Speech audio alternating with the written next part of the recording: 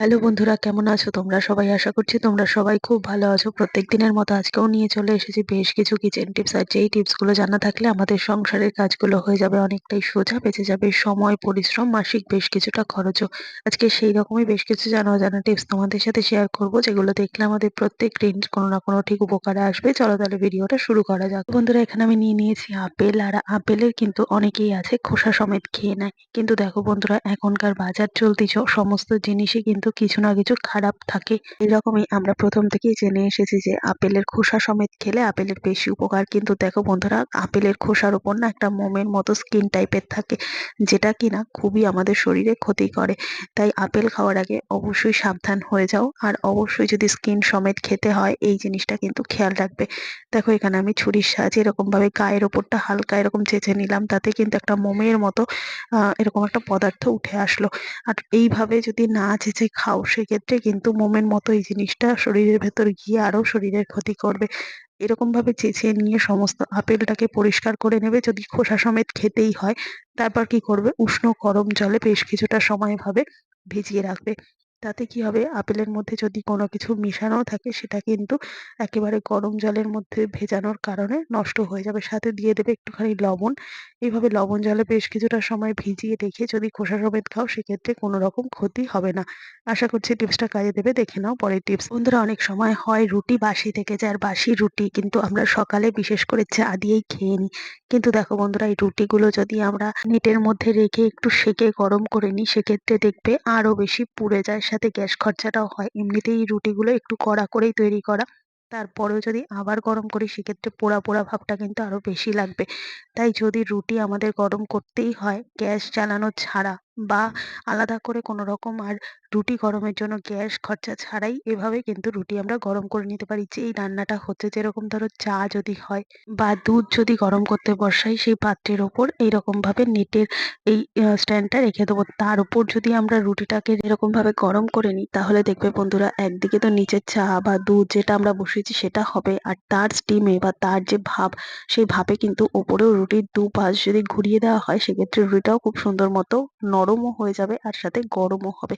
আলাদা করে গ্যাস তো খরচা করতে হচ্ছেই না, সাথে খুব সুন্দর মতো কিন্তু এই রুটিটা এত সুন্দর গরম হবে আর নরম হয়ে যাবে, যেটা কিনা যে কোনো কিছু দিয়ে খেতেই কিন্তু আমাদের ভালো লাগবে। এই গ্যাস খরচা ছাড়াই যদি রুটি এভাবে আমরা গরম করে নিই কোথাও গিয়ে, আমাদেরই সুবিধা হবে। ভালো লাগলে সঙ্গে থেকো, দেখে নাও পরের টিপস। বন্ধুরা, এখানে আমি নিয়ে নিয়েছি বেগুন। আর অনেক সময় হয় এরকম কাটা সবজি, যখন আমরা যেটুকু পরিমাণ লাগবে সেটুকু পরিমাণ কেটে নিই, বাদ বাকিটা হয়তো লাগছে না, আমরা ফ্রিজে রেখে দিই। এইভাবে লাউ কাটি, বা ধরো আলুও যদি অনেক সময় এক্সট্রা কেটে ফেলি, সেক্ষেত্রে এক্সট্রাটা এভাবে আমরা রেখে দিই। কিন্তু দেখো, এরকম ভাবে যদি রাখি না, ওপরের যে স্তরটা থাকে সেটা শক্ত কালো হয়ে যায়, খেতেও ভালো লাগে না। সবজিটা আস্তে আস্তে যে সবজিটার জুসি ভাব থাকে, সেটা কিন্তু নষ্ট হয়ে যায়, ড্রাই হয়ে যায়। তাই এটাকে না যদি ঠিকঠাক মতো রাখতে হয়, তাই জন্য এখানে আমি নিয়ে নিয়েছি ছোট্ট এক টুকরো ফয়েল পেপার। কাটা জায়গাটা এইভাবে ফয়েল পেপার র‍্যাপ করে রাখবে। তাতে কি হবে বলতো, এর যে একটা জুসি ভাব, সেটা কিন্তু ড্রাই হবে না, সাথেই খুব সুন্দর মতো অনেকদিন পর্যন্ত যে কোনো কাটা সবজি আমরা সংরক্ষণ করতে পারবো। আর যদি তোমাদের কাছে এরকম অ্যালুমিনিয়াম ফয়েল পেপার না থাকে, সেক্ষেত্রে কি করবে, পলিথিন তো থাকে, পলিথিনটাকে ভালো করে কাটা জায়গাটা এভাবে মুড়িয়ে রাখবে, যাতে কোনো রকম ভাবে এয়ার না পাস হয়।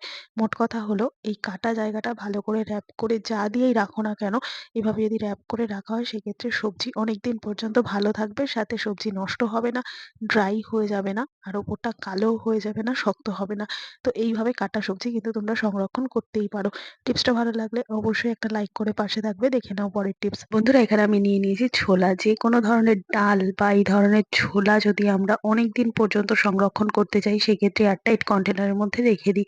কিন্তু তারপরেও কোথাও গিয়ে দেখা যায় যে এই ডাল জাতীয় জিনিসগুলো না খুব তাড়াতাড়ি নষ্ট হয়ে যায়। শুধুমাত্র ডাল না, চালও কিন্তু ওই একই রকম ভাবে পোকায় ধরে যায়, নষ্ট করে দেয়, কেটে দেয়। এই যে কোনো ধরনের দানা শস্য বা ছোলা আমরা কিভাবে সংরক্ষণ করব যাতে অনেক দিন পর্যন্ত ভালো থাকে, তার জন্য এখানে আমি নিয়ে নিয়েছি রসুন। রসুনের কি করব, চারধার দিয়ে কোয়াগুলোকে এভাবে আলাদা করে নেব। আলাদা করে নিয়ে মধ্যেখানে যে শক্ত একটা ঝুঁটির মতো অংশ থাকে, শক্ত ডাঁট মতো অংশ থাকে, সেই জিনিসটাকেই কিন্তু এখানে কাজে লাগাবো। দেখবে এই শক্ত মোটা ডাঁট মতো অংশটার মাথায় না এরকম একটা ঝুঁটি মতো থাকে। তো রসুনের কোনো রকম দরকার নেই। মধ্যের এই স্টিক মতো জিনিসটাকে কি করব, এই ডাল ভর্তি বা চাল ভর্তি কৌটোর মধ্যে রেখে দেবো। রসুনের যে স্মেল, সেই স্মেলের জন্য কিন্তু কোনো রকমভাবে পোকা আর ধরবে না। কোনো রকমভাবে রসুনের খোসা বা রসুন কিন্তু এর মধ্যে রাখবে না। তাতে আরো বাজে একটা গন্ধ হয়ে যাবে। যারা নিরামিষ খেতে পছন্দ করে বা যারা রসুনটাকে এভয়েড করে তারা কিন্তু শুকনো লঙ্কার বোটা দিয়েও সে সমস্ত জিনিসগুলোকে স্টোর করে রাখতে পারো। তো আশা করছি টিপসটা কাজে দেবে। দেখে নাও পরের টিপস। তো বন্ধুরা এখানে আমি নিয়ে নিয়েছি কাঁসার থালা, কাঁসার বা পিতলের বা ধরো তামার যে সমস্ত পাত্রগুলো আমাদের ঘরে রেগুলার ব্যবহার হচ্ছে সেই সমস্ত পাত্রগুলো কিন্তু পরিষ্কার করে মেজে ঝকঝকে করে রাখতে হয়। কিন্তু ঘরে যদি টক জাতীয় কোনো লেবু বা তেঁতুল না থাকে সেগুলো মাজা কিন্তু প্রত্যেকদিন মুশকিল হয়ে যায়। কেননা প্রত্যেকদিন লেবু বা তেঁতুল থাকবে এরকম কোনো কথা নেই।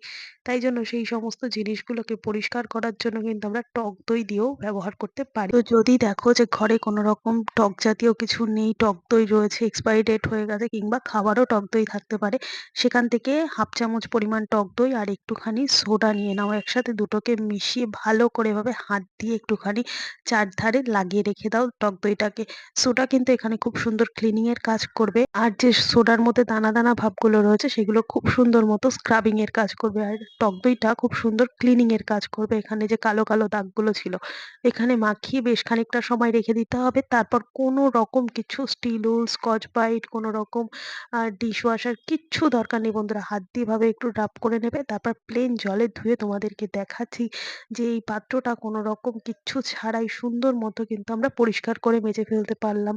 তো ঘরে যদি কোনো কিছু টক জাতীয় না থাকে এভাবেও কিন্তু আমরা মেজে যেকোনো ধরনের কাঁসা, পিতল, তামা পাত্র পরিষ্কার করে নিতে পারি। টিপসটা ভালো লাগলে সবার সাথে শেয়ার করো। তো দেখে নাও পরের টিপস। শীতকালে বন্ধুরা বাসন মাজতে ভীষণই কষ্ট করতে হয় আমাদের, কেননা এত ঠান্ডা মোটরের জল হয়ে যায় না, যে এই জল হাতে লাগলে পরে ভীষণই হাতটা কিন্তু অবশ হয়ে যায়।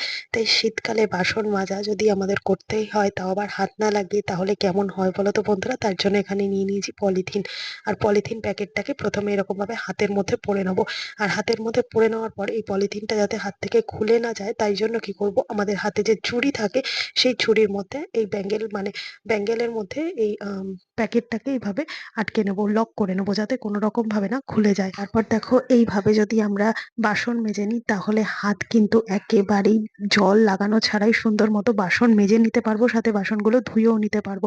এমনকি অনেক সময় দেখা যায় হাতে যদি ফাঙ্গাল ইনফেকশন হয় তখন কিন্তু এই ধরনের খার জাতীয় সাবান বা লিকুইড দিয়ে বাসন মাজতেও আমাদের ভীষণ অসুবিধার মধ্যে পড়তে হয়। হাত জ্বালা করে, ব্যথা হয়ে যায় সেই ফাঙ্গাল ইনফেকশনের জায়গাগুলো। তাই এইভাবে যদি তখনও আমরা হাতে একটা প্লাস্টিক পরে নিয়ে করতে পারি তাহলে কিন্তু ভীষণই সুবিধা হবে। এবার বাসনটা মেজে আমি তোমাদেরকে দেখাচ্ছি, হাত কিন্তু একেবারে শুকনো রয়েছে। তাই এইভাবে যদি একটু একটু করে কাজগুলোকে সহজ করে নেওয়া যায় কোথাও গিয়ে আমাদেরই অনেকটাই সুবিধা হচ্ছে। আশা করছি আজকের সমস্ত টিপস কাজে দেবে। ভালো লেগে থাকলে লাইক, কমেন্ট, শেয়ার করে পাশে থাকবে। ভিডিওটা কে কোথা থেকে দেখছো জানাতে ভুলবে না। দেখা হবে আবার অন্য ভিডিওর সঙ্গে। ধন্যবাদ।